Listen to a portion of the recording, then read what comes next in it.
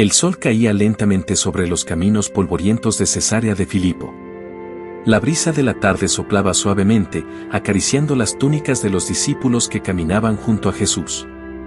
Aquel era un lugar alejado de los caminos principales, una región rodeada de montañas, lejos de la atención de los fariseos y escribas. Era el sitio perfecto para hablar del alma, de la verdad, de lo eterno. Jesús se detuvo. Miró hacia el horizonte, luego giró el rostro y observó con detenimiento a cada uno de sus discípulos. Sus ojos, llenos de profundidad y ternura, se clavaron en ellos. ¿Quién dice la gente que es el Hijo del Hombre? Los discípulos se miraron entre sí. Sabían que muchos murmuraban, otros especulaban y unos cuantos temían hablar.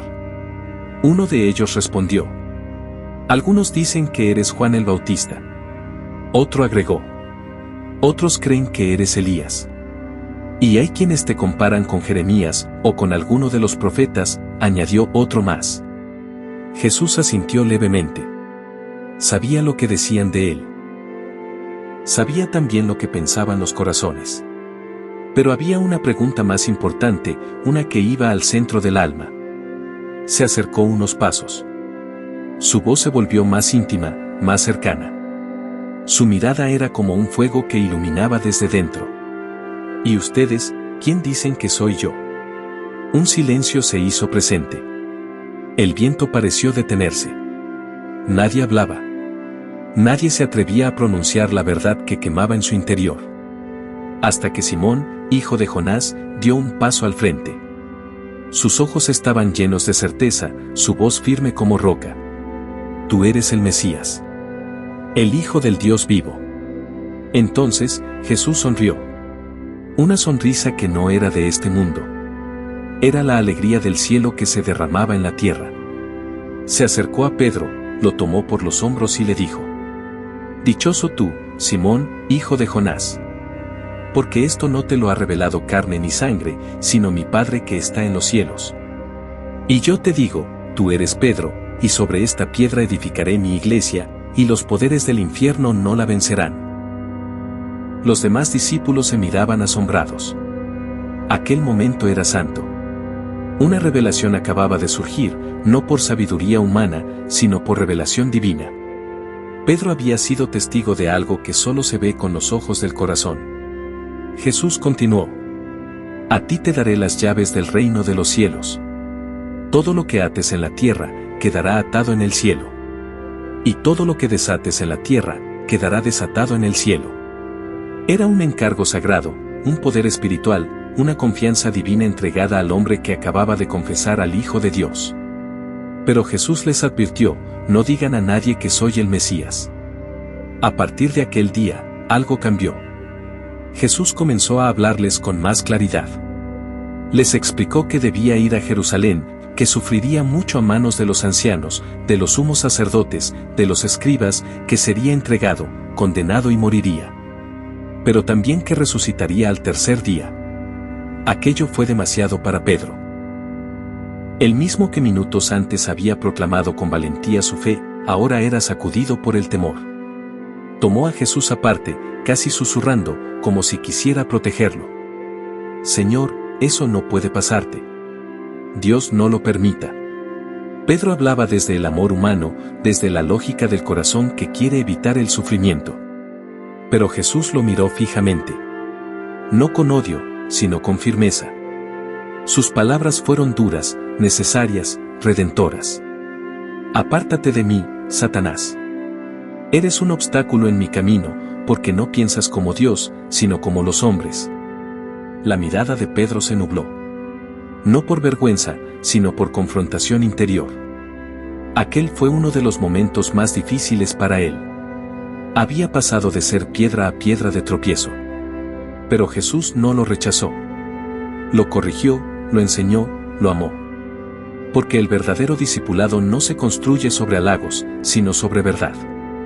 Porque el reino de Dios no se edifica con intenciones humanas, sino con obediencia a la voluntad divina, aunque duela. Ese día, en Cesarea de Filipo, no solo se reveló la identidad de Jesús.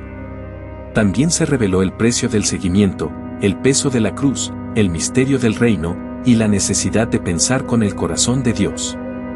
Desde entonces, la historia cambió. Porque en medio de nuestras dudas, de nuestras contradicciones, de nuestras debilidades, Jesús sigue preguntando: ¿y tú, quién dices que soy yo? Esta parte se centra en la lucha interior de Pedro, en el mensaje de la cruz y en lo que significa verdaderamente seguir a Cristo. Pensar como Dios. Esa noche, mientras el fuego chisporroteaba en medio del campamento, los discípulos permanecían en silencio. Las palabras de Jesús aún resonaban en el aire. La revelación, el anuncio del sufrimiento y la fuerte reprensión a Pedro habían dejado una huella profunda. Pedro, sentado junto al fuego, mantenía la mirada baja. En su interior se libraba una tormenta. ¿Cómo podía ser que, en un solo instante, pasara de ser el bendito a ser llamado Satanás? ¿Cómo podía su amor por Jesús convertirse en tropiezo? No pienso como Dios, pienso como los hombres, murmuraba en su interior. Esa frase se le clavó como un puñal en el alma. Y sin embargo, también lo despertaba. Comprendió, lentamente, que el amor verdadero no siempre protege del dolor, a veces lo abraza. Que seguir a Jesús no era evitar el sufrimiento, sino caminar con Él a través del sufrimiento, con la mirada puesta en lo eterno. Jesús, mientras tanto, los observaba. Sabía lo que cada uno pensaba. Conocía el temor de Judas, la inquietud de Tomás, el silencio de Juan, la tristeza de Pedro. Se levantó y habló con calma. El que quiera venir detrás de mí, que renuncie a sí mismo, que cargue con su cruz y me siga. Las palabras no fueron una orden. Fueron una invitación. Profunda. Dolorosa. Real. Porque el que quiera salvar su vida, la perderá, pero el que pierda su vida por mí, la encontrará. A Pedro se le humedecieron los ojos. Empezaba a entender. Seguir a Jesús no era un título, ni un honor. Era un camino. Uno angosto. Uno que exigía morir cada día, a uno mismo. Jesús continuó. ¿De qué le sirve al hombre ganar el mundo entero, si pierde su alma? El fuego seguía ardiendo. Pero ahora, no solo calentaba los cuerpos, también las almas. Jesús había desnudado el verdadero costo del discipulado. No bastaba con reconocerlo como Mesías, como Hijo de Dios. Había que seguirlo, incluso hasta Jerusalén. Incluso hasta la cruz. Pero en medio de esa revelación, había una promesa oculta, la resurrección. Pedro no lo comprendía aún del todo. Pero dentro de sí, algo se encendía. Una semilla. Un fuego que más adelante ardería con fuerza en su pecho. Un día, entendería. Un día, sería él quien daría su vida. Y no huiría. Y no lo negaría. Porque cuando uno aprende a pensar como Dios, la cruz deja de ser escándalo y se convierte en gloria.